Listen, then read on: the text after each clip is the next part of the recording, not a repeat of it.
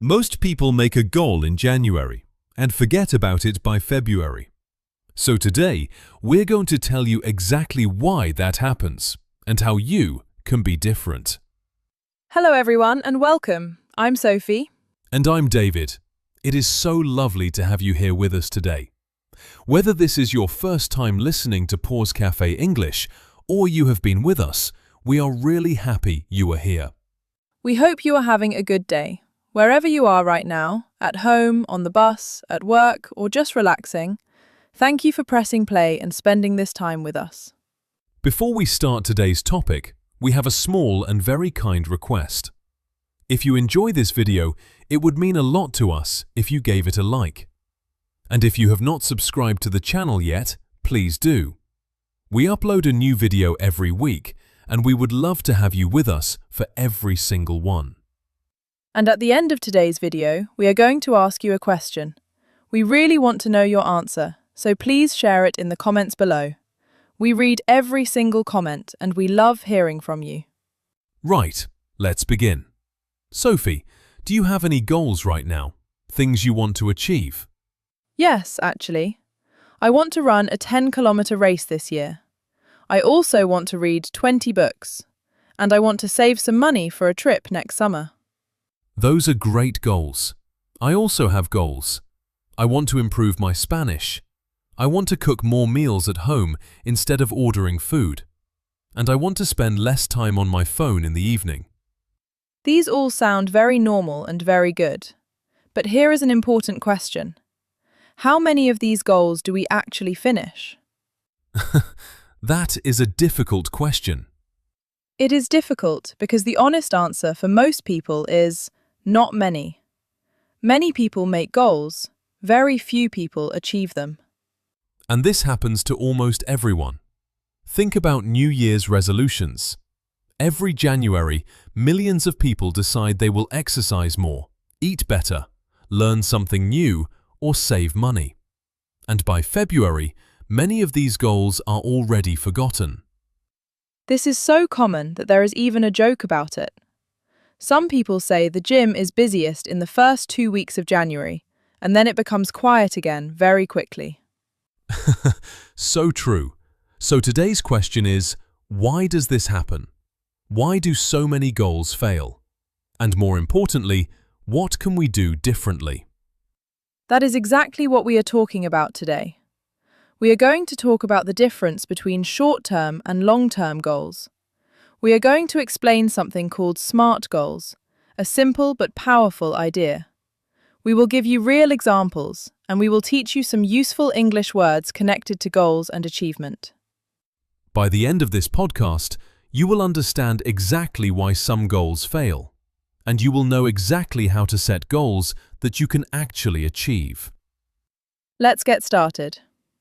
Let's start with a very important idea.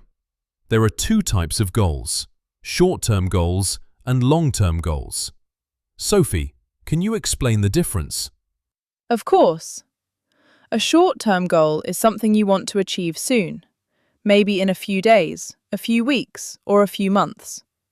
For example, finishing a book this month, or learning 50 new English words this week, or cleaning your house this weekend. And a long-term goal is something bigger. Something that takes much more time, maybe a year or even several years. For example, becoming fluent in English, buying a house, changing your career, running a marathon. Both types of goals are important, but they work in different ways and they need different plans. Long-term goals give you direction. They tell you where you want to go in life. They are like a destination on a map. But long-term goals can also feel very far away, and sometimes that makes them feel impossible. This is exactly why short-term goals are so important. Short-term goals are the steps that take you towards your long-term goal. They break the big journey into smaller, easier parts. Let me give you an example. Imagine your long-term goal is to speak English fluently. That is a big goal. It might take 2 or 3 years. If you only think about the big goal, it can feel overwhelming. You might think, that is too far away, I will never get there. But if you create short-term goals, for example, learning 10 new words every week, or having one English conversation every day, or finishing one English podcast every week, these feel much more possible. And each small success brings you closer to the big goal. It is like climbing a mountain. If you only look at the top of the mountain, it looks very far away and very difficult. But if you focus on the next step, just the next step, the climb becomes manageable.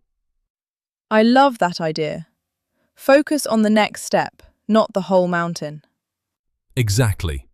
So the first lesson today is this. Always connect your short-term goals to your long-term goals. Your short-term goals are the small steps. Your long-term goal is the mountaintop. You need both. Now let's talk about something important. Why do goals fail? Because understanding this will help us understand how to fix it. The first reason is that goals are often too general. People say things like, I want to be healthier. I want to learn English. I want to be more organized. These sound nice, but they are not clear. They do not tell you exactly what to do. If your goal is, I want to be healthier, what do you actually do tomorrow morning? It is not clear. So many days pass and you never start because you never really knew what action to take. The second reason goals fail is that they are too big, with no smaller steps. If your goal is become fluent in English with no plan, no smaller steps, no clear path, it feels impossible and people give up quickly. The third reason is that there is no way to measure progress. If you cannot see your progress, you do not feel motivated. Imagine running without knowing the distance. You would not know if you were close to finishing or far away. That uncertainty is discouraging. And the fourth reason, and this one is very human, many goals do not have a deadline. A deadline is the date by which something must be finished. Without a deadline, someday becomes the plan. And someday often means never. All of these problems have one common solution, and that solution is called SMART goals. SMART is a word made from the first letters of 5 other words. It is a simple method that helps you set goals correctly. Let's go through each letter. S stands for specific. This means your goal must be clear and exact, not general. Instead of saying, I want to learn English, you say, I want to learn 50 new English words this month. That is specific. It tells you exactly what to do. M stands for measurable. This means you can count or measure your progress. Numbers help a lot here. I want to read more is not measurable. I want to read 2 books this month is measurable. You can count exactly how many books you have read. A stands for achievable. This means the goal must be realistic. Something you can actually do with the time and resources you have. If you have never run before, a goal to run a marathon next week is not achievable. But a goal to run for 10 minutes, 3 times this week, is achievable. R stands for relevant. This means the goal must actually matter to you. It must connect to something you genuinely care about. If a goal does not feel important to you personally, you will not feel motivated to work towards it. And T stands for time-bound. This means your goal needs a deadline, a clear date by which it should be finished. I will learn 50 new words is good. I will learn 50 new words by the end of this month is much better because now there is a clear finish line. So let's put it all together. A SMART goal example for learning English could be, I will learn 20 new English words and use each one in a sentence by the end of this month. That is specific, measurable, achievable, relevant, and time-bound. All 5 parts. Compare that to, I want to improve my English. Same general idea, but completely different in power. One is vague and easy to forget. The other is clear and easy to follow. Let's practice this together. Listeners, think of one goal you have right now. It can be about English, your health, your work, or anything in your life. Now think, is it specific? Is it measurable? Is it achievable?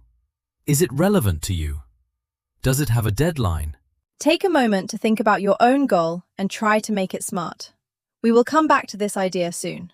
Let's look at some practical examples now. Real examples that show how SMART goals work in everyday life. Example 1. Health and fitness. A normal goal might be, I want to exercise more. A SMART version of this goal would be, I will walk for 30 minutes, 4 times a week, for the next 2 months. Notice the difference. The first one has no number, no clear action, and no deadline. The second one tells you exactly what to do, how often, and for how long. Example 2. Money and savings. A normal goal might be, I want to save money. A SMART version would be, I will save £50 every month for 6 months, to have £300 by the summer. Again, specific amount, clear time period, and a clear final result. You always know exactly where you stand. Example 3, and this one is close to our hearts, learning English. A normal goal might be, I want to speak better English. A SMART version would be, I will listen to 1 English podcast every day for 30 days and write down 3 new words from each podcast. This goal is wonderful because it is so clear. You know exactly what to do every single day. There is no confusion. There is no question about whether you are doing it correctly. Example 4. Work or study. A normal goal might be, I want to do better at work. A SMART version would be, I will finish my weekly report by Thursday afternoon every week for the next month. Example 5. A personal hobby. A normal goal might be, I want to cook more. A SMART version would be, I will cook 1 new recipe every Sunday for the next 2 months. Do you see the pattern? Every SMART goal answers these questions clearly. What exactly will I do? How will I measure it? Is it realistic for me? Does it matter to me? And when will I finish it? When all 5 answers are clear, the goal becomes much easier to follow. There is no confusion about what to do next. Now that we understand SMART goals, let's talk about something equally important. How do we actually stick to our goals? Because even a perfect SMART goal can fail without the right habits. The first tip is, write your goal down. This sounds simple, but it is very powerful. When a goal is only in your head, it is easy to forget or change. When it is written down, on paper or in your phone, it becomes real and clear. The second tip is to break your goal into small, daily or weekly actions. We talked about this earlier with the mountain example. A big goal becomes manageable when you focus on small steps. For example, if your goal is to learn 100 new English words in 2 months, break it down. That is about 12 words a week, or less than 2 words a day. Suddenly, a big number feels very small and very possible. The third tip is track your progress. Use a calendar, a notebook, or an app. Mark each day you complete your action. Seeing your progress is one of the most motivating things in the world. When you see a row of ticks on a calendar, 5 days in a row, 10 days in a row, you feel proud. And that pride gives you energy to continue. The fourth tip is tell someone about your goal. When you share your goal with a friend, a family member, or even in the comments of a video like this one, you feel more responsible. You do not want to disappoint the people who know about your goal. This is called accountability, a new word for today. Accountability means being responsible to someone for your actions. When other people know your goal, you feel more motivated to actually do it. The fifth tip, and this is very important, be kind to yourself when you make mistakes. Nobody is perfect. You might miss a day. You might forget to practice English one evening. This does not mean you have failed completely. The key word here is consistency, not perfection. Consistency means doing something regularly over time, even if it is not perfect every single time. One missed day does not destroy your progress. Giving up completely does. There is a very good rule for this. Never miss 2 days in a row. If you miss one day, that is normal. That is life. But try your hardest not to miss the next day too. Get back on track quickly. The sixth tip is celebrate small wins. When you finish a short-term goal, take a moment to feel proud. You do not need a big party, just a moment of recognition. I did it. Well done, me. This feeling of success, even a small success, builds motivation for the next goal. Success creates more success. And the seventh and final tip, review your goals regularly. Every week or every month, look back at your goal. Ask yourself, am I making progress? Do I need to change anything? Is this goal still important to me? Sometimes a goal needs to change a little. That is completely fine. The most important thing is that you keep moving forward, even if the path changes slightly along the way. Let's quickly review the new vocabulary from today's episode. This will help you remember the most important words. Goal. Something you want to achieve. Short-term goal. Something you want to achieve soon. Long-term goal. Something bigger that takes more time. Specific, clear and exact. Measurable, something you can count or measure. Achievable, realistic and possible. Relevant, important and meaningful to you.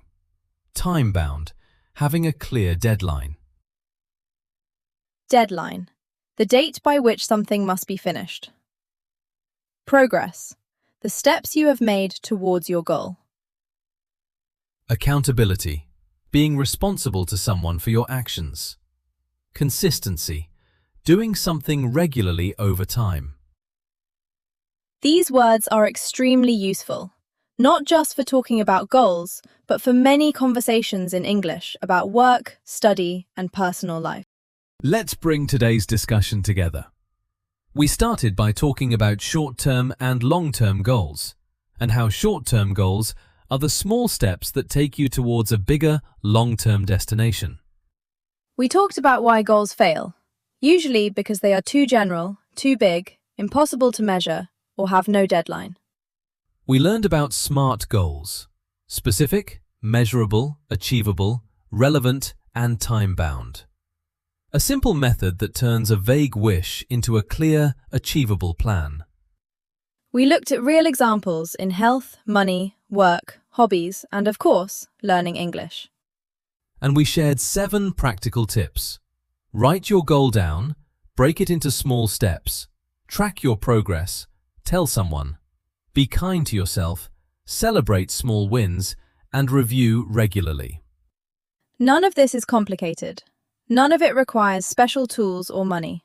It only requires a little bit of thought and a little bit of consistency. Today's phrase, and it fits beautifully with our topic, to set your sights on something.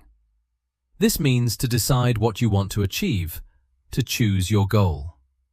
You might say, she has set her sights on becoming a doctor, or I have set my sights on speaking fluent English by next year. To set your sights on something. A lovely, motivating expression. Right, before we finish, here is our question for you today. We really want to know your answer. What is one SMART goal you can make right now, for learning English or for any area of your life? Think about it using everything we learned today. Specific, measurable, achievable, relevant, and time-bound. Write your SMART goal in the comments below. We will read every single one, and we would love to support you and cheer you on. If you enjoyed today's episode, it would mean so much to us if you gave this video a like. It is such a small thing for you, but it really helps more learners find this podcast. And if you have not subscribed yet, please do. We upload a new episode every single week, completely free, and we would love to have you with us for everyone. Thank you so much for spending this time with us today. We genuinely appreciate it. Set your sights high, take small steps, and we will see you in the next episode. Bye for now. Goodbye, everyone.